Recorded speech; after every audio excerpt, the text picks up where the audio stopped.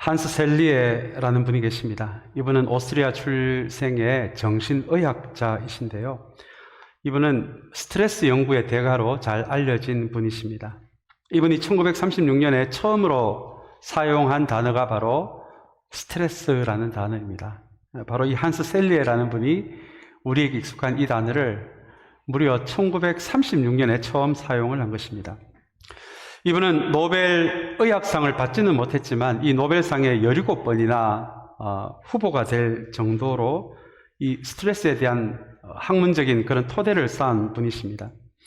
그리고 이분의 전기를 한번 쭉 보니까 이분이 스트레스에 대해서 쓴 책이 무려 37권이나 되더라고요.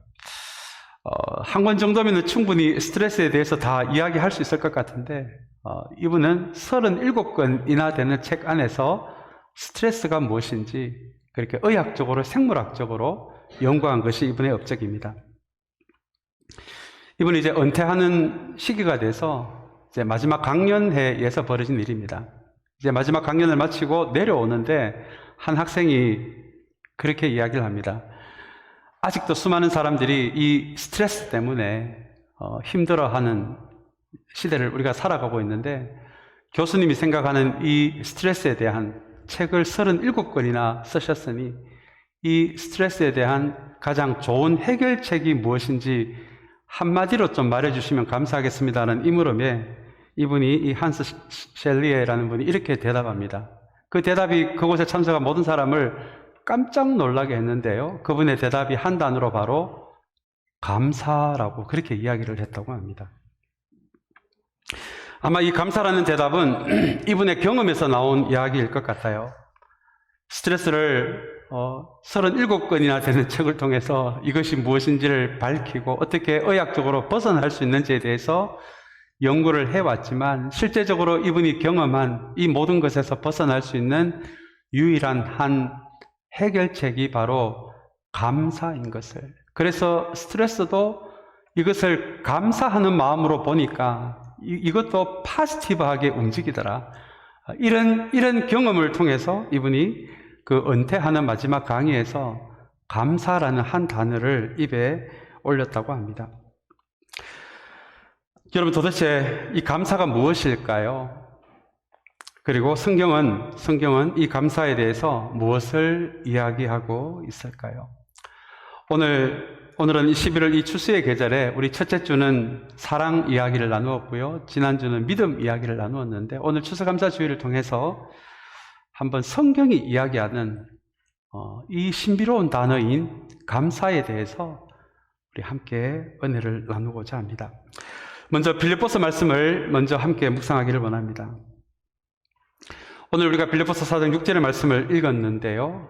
이 한 절의 말씀 안에 감사에 대한, 우리가 평소 알고 있는 감사와는 조금은 다른 차원의 감사에 대한 이야기가 담겨져 있습니다. 빌립보는 그리스 북쪽에 있는 해양 도시입니다. 바울이 그리스 지역을 선교하다가 이 도시를 방문해서 세운 교회가 바로 빌립보 교회입니다. 그리고 빌립보 교회 앞으로 보내진 편지라고 해서 빌립보서라고 그렇게 이야기를 합니다. 이 빌립보서의 닉네임이 하나 있습니다. 이 빌립보 교회에 보낸 편지가 빌립보서인데요. 이 빌립보서의 닉네임이 바로 기쁨의 편지입니다. 크리스찬만이 가질 수 있는, 또 크리스찬만이 발견할 수 있는, 믿음을 가진 크리스찬만이 느낄 수 있는 이 기쁨이 무엇인지를 가르쳐주는 성경이 바로 빌립보서입니다. 그래서 이 빌립보서에는 1장부터 마지막 장에 이르기까지 온통 기쁨과 감사함에 대한 이야기가 넘쳐납니다. 그런데 여러분, 한 가지 좀 흥미로운 것은 이 빌립보서를 바울이 기록할 때 그 장소가 우리 사도행전 마지막 장에서 읽은 그 로마 감옥에서 쓴 편지가 바로 빌립보서라는 것입니다. 여러분, 이게 이해가 되십니까? 어떻게 감옥이란 단어와 기쁨, 감사라는 단어가 매치가 될 수 있을까요? 아마 바울은 이 기쁨에 대한 편지를, 감사에 대한 편지인 이 빌립보서를 감옥 안에서 썼다라는 것을 비추어 볼 때 우리는 아마 이 바울이 우리가 가지고 있는 감사에 대한 생각과는 조금은 다른 어떤 감사에 대한 생각을 가지고 있는 것으로 우리는 추측할 수가 있을 것 같습니다. 이미 감옥에 갇혀 있다는 것이 일반적으로는 오늘 4장 6절의 말씀처럼 염려가 되는 시간이고 두려움의 시간인데, 그 감옥에 갇혀 있다는 것이 어떤 이유로 바울에게는 염려나 두려움이 아닌 기쁨과 감사의 시간이 되었다는, 참으로 이해하기가 쉽지 않은 저 위에 있는 누군가의 또 다른 차원에 살고 있는 사람이 가지고 있는 이 감사에 대한 이야기를 오늘 바울은 빌립보서를 통해서 우리에게 말해주고 있습니다. 우선 4장 6절에 보시면 아무것도 염려하지 말라라는 말씀으로 오늘 본문이 시작이 됩니다. 우리의 기쁨과 우리의 감사를 뺏어가는 그 단어가 바로 염려입니다. 우리의 삶을 돌아보건대 기쁨의 순간도 있지만 결핍의 순간도 우리는 많이 경험합니다. 건강에도 결핍이 오고요, 재정에도 결핍이 오고요, 우리는 정말 잘하고 싶었는데 관계에도 결핍이 옵니다. 그래서 그 결핍의 자리에 두려움이 자리를 잡고 염려가 자리를 잡게 되고요, 우리의 경험으로도 우리에게 기쁨과 감사를 뺏어가는 것이 바로 이 결핍의 자리인 두려움과 염려의 자리입니다. 오늘 4장 6절에서 아무것도 염려하지 말고라는 이 말로 우리가 추측을 해봤을 때 아마 빌립보 교회 안에 누군가, 어떤 사람들이 지금 상당히 근심이 되고 걱정이 되고 두려움이 되고 염려가 되는 일 때문에 마음의 평안을 잃고 있는 그 사람들이 있었다는 것을 우리가 추측해 볼 수 있습니다. 그런데 여러분, 한번 가만히 생각해 보시길 바랍니다. 아무것도 염려하지 말고가 여러분 혹시 이게 가능하다고 생각하십니까? 아마 우리가 감정을 가지고 있는 이상 염려와 두려움에서 자유로울 사람은 아무도 없을 것 같습니다. 오늘 아무것도 염려하지 말라라는 이 말은 우리의 감정으로 순간순간 두려움이 들기도 하고 염려가 들기도 하지만 그 선을 넘어서는 지나친 근심, 지나친 두려움, 하나님이 생각이 나지 않을 정도로 지나친 염려 속으로는 들어가지 마라라고 하는 말씀이 아무것도 염려하지 말고라는 말씀의 의미입니다. 우리 잘 알려진 영성가인 헨리 아우엔이 이 말씀을 묵상하면서 진짜 신앙이 어떤 것인지를 이야기합니다. 아마 우리 모두가, 우리 지난번에도 한번 말씀드린 기억이 나는데요, 우리 모두가 평생 기억해도 좋을 한 문장을 이 헨리 아우엔이라는 분이 남겼습니다. 이분이 이런 이야기를 합니다. 참된 영성이란 수많은 염려에서, 수많은 두려움에서, 그리고 염려와 두려움에서 나오는 수많은 생각에서 그 두려움과 염려와 생각의 자리를 조금씩 수많은 기도로 바꾸어 가는 것이, 그것이 진짜 신앙이다 라고 그렇게 이야기를 합니다. 오늘 먼저 아무것도 염려하지 말고 우리에게 감사와 기쁨을 뺏어가는 염려의 자리에 기도와 간구를 먼저 가르쳐 주는 이 바울의 4장 6절의 말씀을 대하면서, 사랑하는 여러분, 우리의 인생 가운데 수많은 결핍으로 인해 우리에게 수많은 두려움과 염려가 교차적으로 우리에게 다가오지만 그 수많은 염려의 자리, 생각의 자리를 기도와 간구의 자리로 바꾸어 갈 수 있는 저와 여러분들이 되시기를 주님의 이름으로 소망합니다. 그리고 이 염려와 두려움에서 어떻게 하면 감사와 기쁨을 회복할 수 있는지를 또 바울이 이어서 가르쳐 주고 있는데요, 그것이 바로 이어서 나오는 기도와 간구라는 단어입니다. 그런데 여러분, 우리는 이 기도와 간구가 같은 말인 것 같은데, 같은 단어인 것 같은데, 바울은 지금 이것을 구분하여 쓰고 있습니다. 실제 이 헬라 원문 성경에도 기도와 간구를 의미하는 단어가 다른데요, 참고로 알고 계시면 될 것 같습니다. 이 간구라는 헬라 단어가 데시스라는 단어입니다. 이 단어의 의미는, 이 간구는 우리의 삶에 문제가 생겼을 때, 결핍이 생겼을 때, 필요가 생겼을 때 그것이 기도 제목에 대해서 하나님 도와주세요, 하나님 공급해 주세요라는 기도가 바로 오늘 바울이 6장에서 이야기하는 간구의 의미입니다. 여기서 한 가지 우리가 기억할 것은, 우리가 주님께 어떤 필요와 문제로 인해서 도와주세요, 하나님 공급해 주세요라고 하는 이 간구가 수준이 낮은 기도가 아니라는 것입니다. 주님도 제자들에게 가르쳐 주신 주기도문에서 반드시 기도하라라고 하는 것이 우리의 먹고 사는 일용할 양식을 위한 기도입니다. 얼핏 생각하면 우리 힘으로 다 될 것 같은데 주님께서 기도를 통해 먹고 사는 문제를 위해 기도하라라고 하는 것은 이것이 너희 힘만으로는 안 된다는 의미가 그 안에 담겨져 있거든요. 성경에는 우리가 먹을 씨앗과 우리가 먹을 열매를 주님이 주신다, 하나님이 주신다라는 말씀이 있습니다.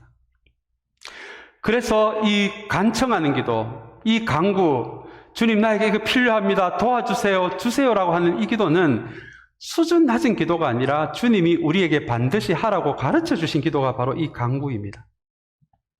먹고 사는 문제, 건강의 문제, 관계의 문제가 혹여 여러분들 안에 있다라면 여러분 오늘 바울이 가르쳐 주신 대로 하나님께 간구하시는 여러분들이 되시기를 바랍니다. 이 간구 기도는 하나님의 도우시는 은혜를 경험할 수 있는 직접적인 통로가 되기도 하는 기도입니다. 그러나 여러분 한 가지 기억할 것은 만약에 우리의 기도가 온통 간구 기도로만 가득 차 있다라면 아마 이런 기도로만 하는 사람, 이런 기도만 하는 사람의 마음은 마치 부모의 마음은 모른 채 부모에게 무엇을 얻어내기만을 힘쓰는 그런 자녀의 마음이 될 수도 있을 것 같아요. 그렇게 되면 하나님은 점점 더 우리가 상황이 급할 때만 급하게 두드릴 수 있는 요술방망이 같은 분으로 여겨질 수도 있는 것이 우리의 기도가 간구의 기도로만 가득 찼을 때 벌어질 수 있는 일이라는 것입니다. 그래서 바울은 이 기도, 이 간구라는 단어 앞에 기도라는 단어를 또 가르쳐 주는데 이 단어가 헬라어로 프로슈케라는 단어입니다. 여러분 이 단어 외우실 필요는 없으시고요. 그래서 이 기도와 간구가 다른 단어로 쓰여졌다라는 것만 기억하시면 될 것 같습니다. 이 프로슈케라는 단어는 간구하는 기도, 간청하는 기도가 아니라 하나님과 친밀한 관계 속으로 들어가는 기도를 의미합니다. 여러분 이 관계라는 말이 무슨 의미입니까? 적어도 나와 너의 관계라는 말을 쓸 때는 이 관계라는 단어 안에는 상대방에 대해 더 깊이 알아간다는 의미가 있습니다. 그렇다면 이 프로슈케라는 기도는 하나님 무엇을 주세요라는 기도가 아니라 하나님은 어떤 분이신지, 무엇을 좋아하시는지, 무엇을 싫어하시는지, 하나님의 마음은 어떤 마음인지, 하나님이 정말 원하시는 것은 무엇이고 하나님이 정말 우리에게 기다리고 있는 것은 무엇인지를 헤아리는 마음으로 그분 앞에 앉아 있는 것을 프로슈케, 간구하는 다른 기도라고 한다는 것입니다. 하나님 그분 자체에 초점이 맞춰진 기도입니다. 기도 속에서 때로는 내가 하나님께 간청하지 않고 때로는 이 하나님 앞에 가만히 앉아 있기만 해도 그 시간이 너무너무 좋은, 마치 마리아처럼, 막달라 마리아의 동생 마리아처럼 예수님의 발 앞에 앉아 있기만 해도 그분 자체로 만족이 되고 그분 자체가 너무 좋고 그분 앞에 앉아 있는다는 그것만으로도 기쁨이 되는 그것을 프로슈케, 즉 기도라고 이야기합니다. 사랑하는 여러분, 저의 개인적인 경험으로는 오늘 바울이 가르치는 이 기도와 간구, 우리 모두에게 필요한 기도입니다. 어떤 분들은 간청 기도보다는 이 관계 기도가 더 수준이 높다고 하시는 분도 있으신 것 같은데요. 여러분, 그렇지 않습니다. 우리가 하루아침에 어떻게 이 관계 기도로 나아갈 수가 있겠습니까? 수없이 우리의 필요 때문에 주님 앞에 몸부림치는 간청 기도를 하다가 보면 관계 기도로 나아갈 수 있는 것이 여러분 이 기도의 속성입니다. 우리 초기 시대에 사도들이 모두 죽고 난 다음에 사도들의 뒤를 이어서 성경을 연구하고 교리를 만든 사람들을 교부라고 하는데요. 이 초대 교부 중에 디오니시우스라는 분이 자신의 기도의 경험을 통해서 이런 이야기를 남깁니다. 기도를 처음 시작할 때는 내가 움직일 수 없는 바위를 마치 내 쪽으로 확 마음대로 좀 잡아당기고 싶은 그런 마음으로 가득 찼었는데 이런 기도도 하고 하다 보니까 가만히 보니까 어느 순간에 내가 그 바위 옆으로 가 있더라라는 이런 아주 신비로운 고백을 합니다. 이게 무슨 의미냐 하면 처음에 우리가 기도할 때는 우리에게 필요한 것이 너무 많으니까 주님 주세요, 주님 주세요, 움직일 수 없는 바위 같은 분을 내 마음대로 끌어당기는 기도가 될 수밖에 없는데, 시간이 지나다 보니까 이 간청하는 기도도 자꾸 하다 보니까 어느 순간에 내가 그 바위 옆으로, 주님 옆으로 가 있더라라는 그런 고백입니다. 사랑하는 여러분, 기도에 무슨 수준 낮은 기도가 있겠습니까? 기도를 하지 않는 것이 문제이겠죠. 성경은 이야기합니다. 하나님에 대한 신뢰가 없는 사람들, 하나님에 대한 실제적인 믿음이 없는 사람들이 결코 할 수 없는 것이 여러분 기도입니다. 그래서 우리의 기도가 수준이 낮고 높고를 떠나서, 사랑하는 여러분, 먼저 우리에게 어떤 필요를 통해서 주님 이 필요를 채워주세요, 우리의 기도를 들어주세요, 이런 간구 기도부터 우리가 시작을 하신다면, 그리고 이 간구의 기도가 우리의 삶에도 풍성이 넘쳐난다면 어느 순간에 하나님은 그 기도의 응답을 통해서 우리를 프로슈케 관계 기도로 이끌어가는 것이, 여러분 오늘 수많은 염려와 두려움 가운데 빠져있는 빌립보 교인들에게 어떻게 감사함으로 나아갈 수 있는지에 대해서 바울이 가르치는 첫 번째 방법이 바로 이 기도와 간구입니다. 그리고 오늘 이 본문을 가만히 보시면 기도와 간구 이전에 또 다른 한 단어가 나오는데요. 그 단어가 바로 모든 일을 이라는 단어이고요. 그리고 기도와 감사라는 단어 이 다음에 나오는 단어 중에 하나가 무슨 마음으로요? 감사하는 마음이라고 해서 드디어 우리 이 감사주일에 걸맞는 이 감사라는 단어가 이어서 나옵니다. 근데 여러분, 이 먼저 감사하는 마음을 가만히 살펴보시면, 이 본문의 맥락을 여러분 가만히 살펴보시면, 여러분이 바라는 것을 감사하는 마음으로 주님께 기도하라라는 이러한 의미인데요. 여러분, 이 문장이 좀 이상하지 않습니까? 아직 기도의 응답이 안 왔거든요. 내가 원하는 것을 하나님이 아직 안 주신 상태거든요. 그냥 우리가 바라는 그것을 이게 주님이 주신 다음에 우리 안에 감사가 터져 나오는 게 여러분 정상이 아닙니까? 근데 여러분, 바울이 이 빌립보서 4장 6절의 말씀을 가만히 보면 하나님이 아직 주시지도 않았는데 미리 감사하는 마음으로 하나님께 아뢰십시오라고 이렇게 이야기를 합니다. 여러분, 도대체 이게 무슨 의미입니까? 그 단서가 바로 모든 일을, 기도와 간구 앞에 나오는 모든 일이라는 단어 안에 담겨져 있습니다. 여러분, 바울은 선교사로서 이 선교 현장에서 정말 많은 일들을 경험하게 됩니다. 기쁜 일, 슬픈 일, 고통스러운 일, 화가 나는 일, 때로는 이해가 되지 않는 일까지도 사실은 바울이 현장에서 이 수많은 일들을 경험하게 되었는데요. 그것이 바로 이 모든 일이라는 단어 안에 숨어 있는 뜻입니다. 그런데 여러분, 놀랍게도 오늘 본문에 나와 있지 않지만 바울은 이 모든 일들을 겪고 난 다음에 좋은 일은 성령께서 하신 일이라고 생각을 했고, 원치 않는 일, 바라지 않는 일, 속상한 일, 이해가 안 되는 일, 바울도 사람인데 이런 일을 경험할 때마다 얼마나 속이 상했겠습니까? 얼마나 마음이 아팠겠습니까? 그런데 시간이 지나고 나서 이 일들을 가만히 바라보니까 이 일들까지도 모두 협력해서 선을 만들어내시는 하나님을 바울이 경험하게 됩니다. 자, 그게 로마서 8장 28절의 말씀인데요. 우리 8장 28절 말씀을 우리 한번 같이 읽도록 하겠습니다. 한번 같이 읽겠습니다. 하나님을 사랑하는 사람들, 곧 하나님의 뜻대로 부르심을 받은 사람들에게는 모든 일이 서로 협력해서 선을 이룬다는 것을 우리는 압니다라는 말씀입니다. 바울이 이것을 경험하는 거거든요. 대개 우리가 기도하는 것을 받게 됐을 때, 우리가 원하는 일이 벌어졌을 때 감사합니다라는 감사가 나오잖아요. 그런데 오늘 바울이 빌립보 교인들에게 가르쳐주고 싶은 감사는 조금은 결이 다른, 조금은 약간 더 한 차원 더 깊은 감사입니다. 내가 선교 현장에서 수많은 것들을 경험해 보니 나쁜 일만은 아니더라는 것입니다. 원하지 않는 일이 원하지 않는 일만은 아니더라는 것입니다.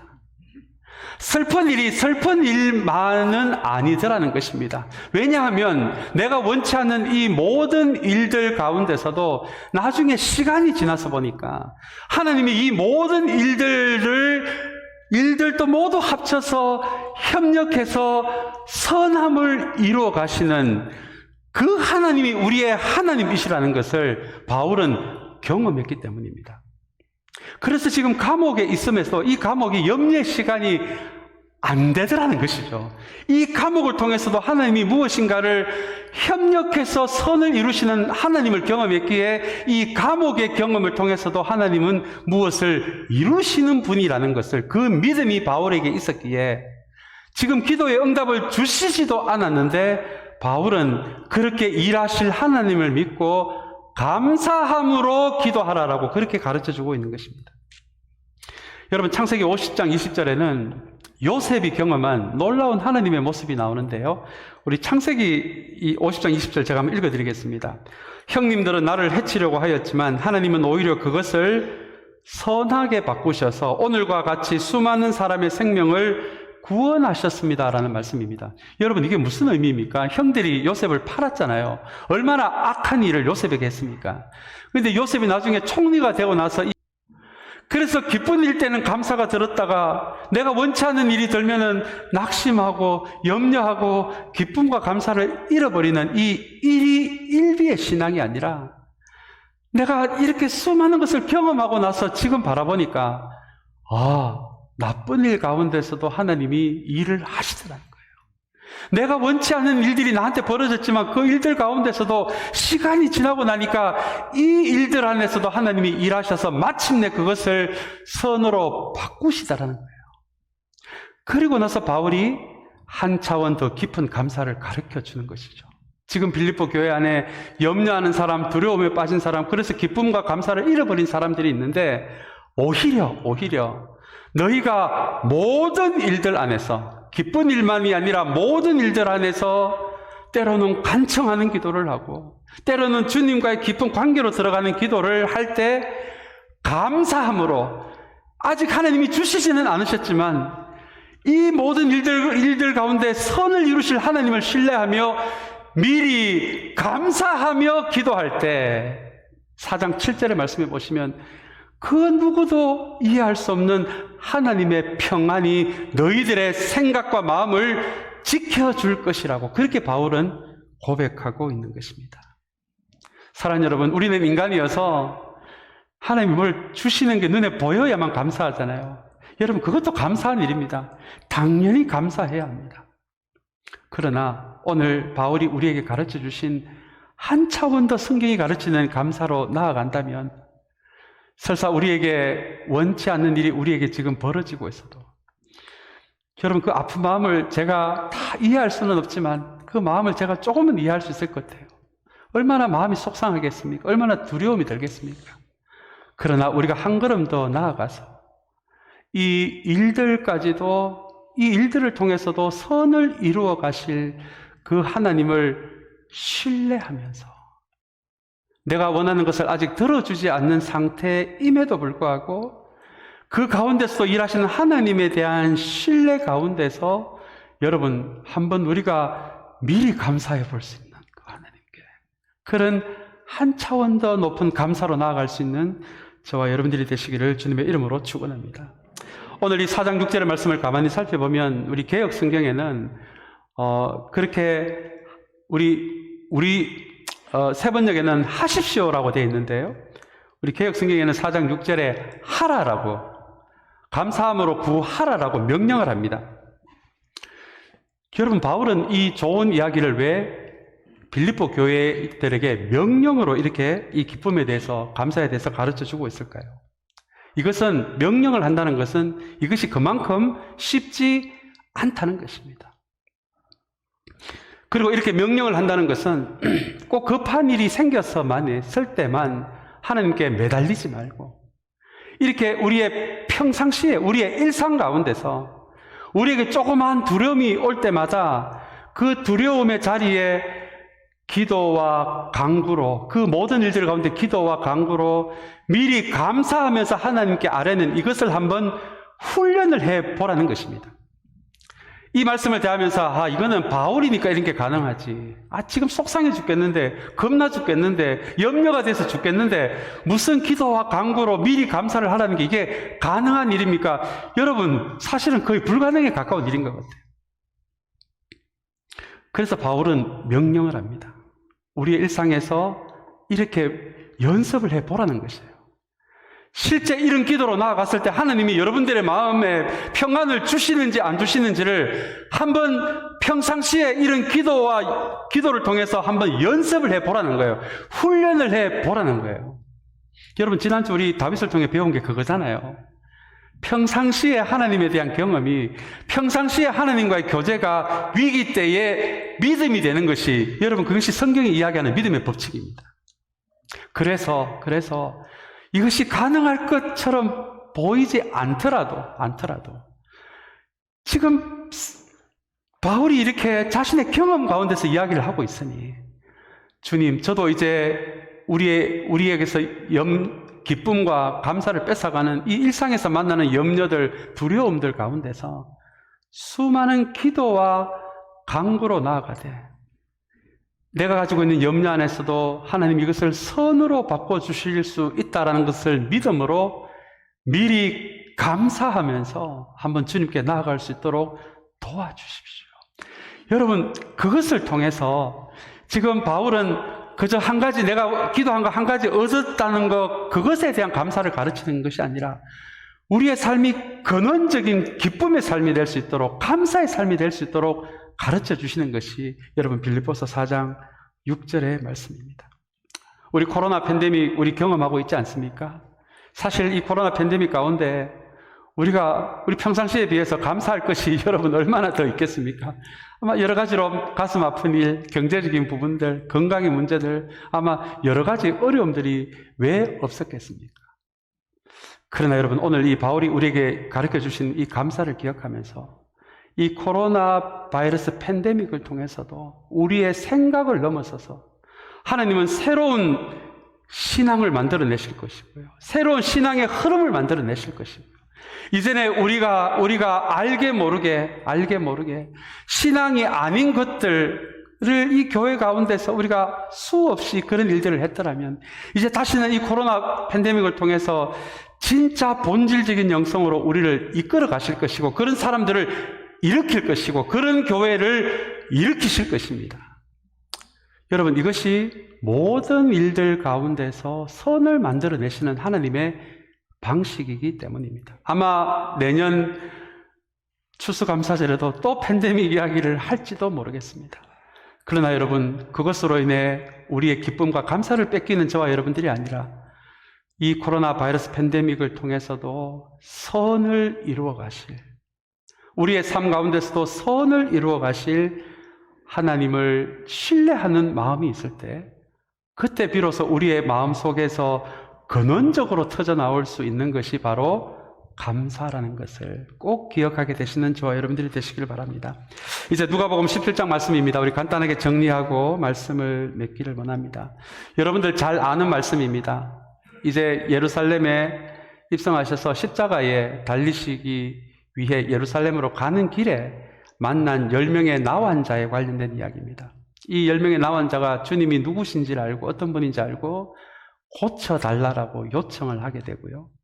그리고 주님은 놀랍게도 그 자리에서 치유하지 않으시고 제사장에게 가서 너희 몸을 보여라라고 이야기하십니다. 그 시대는 나환자는 가족으로부터 격리될 수밖에 없는 병이었고요. 그래서 이 나환자가 나을 때는 제사장에게 가서 이 병이 모두 나았다라는 것을 확인을 받은 다음에 가정으로 돌아갈 수 있었던 그런 시대였습니다.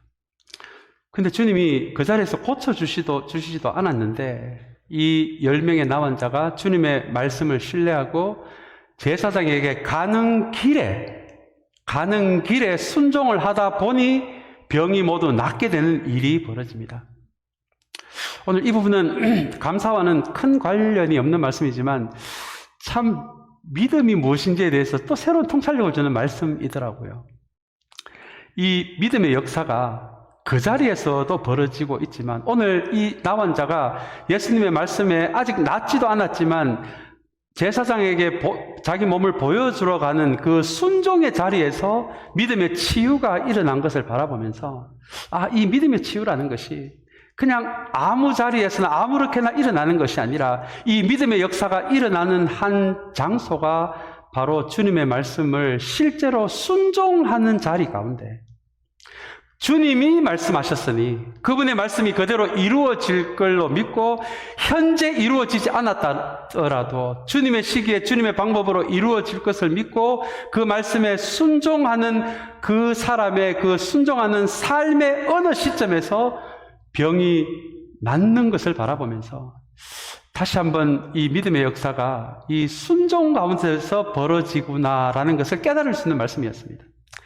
그리고 이제 이 말씀이 이어지는데요. 놀랍게도 이 제사장에게 가는 길에 치유를 경험한 이 10명의 나환자 중에 9명은 계속 제사장에게로 가버리고요. 그 중에 한 명인 이방인이라는 소리를 들었던 유대인과 이방인들의 간의 혼혈이었던 이 사마리아 사람 한 명만이 제사장에게 가는 길을 되돌려서 예수님께로 다시 돌아오는 이야기가 바로 오늘 이야기의 배경입니다. 여러분, 우리 16절의 말씀을 한번 좀 보여주시면 감사하겠습니다. 우리 15절, 16절 말씀을 한번 같이 읽겠습니다. 자, 시작. 그런데 그들 가운데 한 사람은 자기의 병이 나은 것을 보고 큰 소리로 하나님께 영광을 돌리면서 되돌아와서 16절요. 예수의 발 앞에 엎드려 감사를 드렸다. 그런데 그는 사마리아 사람이었다라는 말씀이 나옵니다. 성경에 보통 나오는 엎드려는 예배하였다, 경배하였다라는 단어와 동일합니다. 우리 동방 박사가 아기 예수께 엎드려 절을 했다라는 것이 단순히 큰절했다는 의미가 아니라 아기 예수를 경배하고 예배했다라는 의미가 됩니다. 근데 여러분, 오늘 예수님의 수많은 기적 가운데서 이 기적이 유일하게 기적과 감사를 연결하는 기적인데요. 오늘 이 본문을 가만히 보시면 누가가 이 본문을 통해서 이 9명과 이 한 명의 사람을 지금 비교하고 있는데요. 9명의 사람들은 틀림없이 믿음으로 치유를 받은 사람들이에요. 그런데 그 치유가 벌어진 것을 보고 바로 그 자리에 제사장에게로 후닥닥 달려가는 모습이 나오고 그 중에 한 명만이 예수님께 돌아와서 감사를 드리는 장면으로 누가는 이 두 부류를 비교하고 있습니다. 누가는 이 9명의 사람을 보여주면서 이 9명의 사람들이 실제로는 주님에 대한 관심보다도 주님이 주실 수 있는 것에 더 관심이 많았던 사람들로 묘사를 합니다. 그래서 몸이 아플 때는 주님을 간절히 찾았는데 실제 그것이 해결되고 나서는 주님을 잊어버리는. 그래서 어쩌면 이 9명은 어디에 있느냐? 여러분, 이 숫자도 중요한 것 같아요. 오늘 이 본문을 봐도 실제로 10명 중에 진짜 감사가 뭔지 아는 사람은 한 명밖에 없는 것 같아요. 여러분, 우리의 감사도 그런 모습이 있지 않습니까? 우리가 원하는 것을 간절할 때는 간절히 기도했다가 그것이 이루어지고 나서는 하나님과의 교제의 자리도, 말씀 묵상의 자리도, 기도의 자리도 멀리 하는 그런 모습이 혹시 우리에게는 없었습니까? 거기에 반해서 주님이 우리에게 주신 것에 대한 초점보다도 그것을 주신 주님께 초점을 맞춘 그 한 명이 나오는데요. 그 사람이 바로 오늘 16절에 주님께 다시 돌아와서 주님을 엎드려 경배하고 예배하고 그분의 이름을 높여드리고 그분의 이름을 찬양하는 이 사마리아 사람이 오늘 이 본문이 이야기하는 이 감사의 사람임을 우리에게 말해주고 있습니다. 사랑하는 여러분, 우선 이 9명과 한 명을 바라보면서 오늘 우리 주일 추수감사주일 예배를 드리는 저와 여러분들이 다시 한번 주님께서 이 성경이 이야기하는 참된 감사는 주님께서 우리에게 주신 그것으로 인한 감사가 아니라 그것을 주신 주님께 감사를 드리는 것. 성경이 말하는 감사가 우리 주신 분에게 초점이 맞추어져 있다는 감사라는 것을 다시 한번 우리가 우리의 마음에 담을 수 있는 오늘 이 시간이 되시기를 주님의 이름으로 축복합니다. 이제 마지막으로 19절의 말씀입니다. 우리 19절 말씀을 한번 같이 읽겠습니다. 그런 다음에 그에게 말씀하셨다. 일어나서 가거라. 내 믿음이 너를 구원하였다라는 말씀입니다. 여러분, 이게 무슨 말씀입니까? 지금 이 사마리아 출신의 나환자는 주님께 감사만을 드렸거든요. 그런데 주님은 감사합니다라고 하는 그 감사를 주님은 그것을 내 믿음이라고 그렇게 말씀하세요. 그러면 그 믿음이, 너의 믿음이 너를 어떻게 해요? 구원하였다라고 이야기합니다. 여러분, 이것이 오늘 이 누가복음이 우리에게 가르쳐주고 있는 믿음의 굉장한 영적인 부분입니다. 주님은 주님에 대한 신뢰로 병이 나았을 뿐만 아니라 그 나은 것을 기억하면서 다시 주님께 와서 주님을 예배하고 주님께 감사하고 주님을 높여드리는 그 사람의 그 감사하는 모습을 그 사람의 믿음이라고 이렇게 선언을 합니다. 그래서 여러분, 많은 영성신학자들은 이 감사가 믿음과 상관없는 것이 아니라 실제 크리스천의 입에서 터져 나오는 이 감사는 믿음의 한 부분일 뿐만 아니라 이 감사로 믿음이 완성이 된다라고 그렇게 이야기를 합니다. 여러분, 한번 가만히 생각해 보십시오. 우리의 원치 않은 일들 가운데서 주님이 우리를 붙잡고 계신다는 것은 주님에 대한 믿음이 없으면 우리가 할 수 없는 고백이거든요. 그런데 그 믿음으로 가만히 시간이 지나다 보니까 오늘 우리 찬양에서도 가사가 나온 것처럼 그때는 몰랐는데 지나고 나니까 이게 모든 게 다 주님의 은혜였구나. 여러분, 믿음에서 은혜가 나옵니다. 그렇게 우리의 입에서 은혜라는 고백의 순간 우리의 입에서 터져나오는 게 뭡니까? 감사잖아요. 그래서 이 감사는 주님에 대한 신뢰가 없으면 결단코 우리 입에서 나올 수가 없는 것이 여러분, 성경이 이야기하는 감사예요. 만약에 우리가 믿음으로 우리가 필요한 것을 주님께 기도는 열심히 하는 사람이지만 가만히 돌아보니 기도하는 기도만큼 내 입에서 감사가 없다라면 여러분의 기도를 한번 돌아보셔야 합니다. 왜냐하면 감사는 믿음의 완성이기 때문에 그렇습니다. 감사는 믿음의 한 부분이기 때문에 그렇습니다. 믿음의 사람은 은혜를 발견을 못할 수가 없고요. 은혜를 발견하는 사람은 감사가 없을 수가 없습니다. 이거는 뗄래야 뗄 수 없는 관계거든요. 그래서 주님은 이 나환자의, 돌아온 나환자의 감사를 통해 그 감사 안에 나환자의 믿음을 읽은 것입니다. 그래서 나환자는 감사합니다라는 거 이거 한마디 했는데 주님은 내 믿음이 너를 구원하였다라고 그렇게 이 나환자를 칭찬하는 말씀으로 여러분 19절의 말씀이 마무리가 됩니다. 이제 말씀을 맺겠습니다. 오늘 이 팬데믹 가운데서 드리는 감사는 여러분 어떤 감사입니까? 아마 여러분들이 기도하고 바랬던 것을 주님께서 주신 것이 있다면 당연히 오늘 이 예배 시간을 통해서 하나님께 감사를 해야 할 것입니다. 그러나 오늘 성경이 이야기하는 한 걸음 더 나아가는 우리에게 가르쳐 주시는 이 감사의 시간을 통해서 사랑하는 여러분, 아직 내가 원하는 것이 이루어지지 않았다라고 할지라도 혹여 내 삶에 내가 원하지 않는 일 가운데 내가 있다라고 할지라도 오늘 다시 한번 믿음의 용기를 내서 이제 이 일들을 통해서도 선함을 이뤄 나가실 하나님을 신뢰하면서 우리가 감사함으로 주님 앞에 나아갈 때 여러분 그것을 통해서 오늘 우리가 은혜를 발견하게 되고 그 은혜를 통해 우리의 입에서 감사함이 터져 나오는 신뢰에서 은혜가 나오고 은혜에서 감사가 터져 나오는 이 성경이 말하는 감사로 우리가 부족하지만 한 걸음 더 나아갈 수 있으리라 믿습니다. 사랑하는 여러분, 팬데믹 가운데서 우리가 조금은 더 한 걸음은 더 우리의 감사도 깊어지는 저와 여러분들이 되시기를 다시 한번 주님의 이름으로 축복합니다. 우리 다 같이 기도하겠습니다.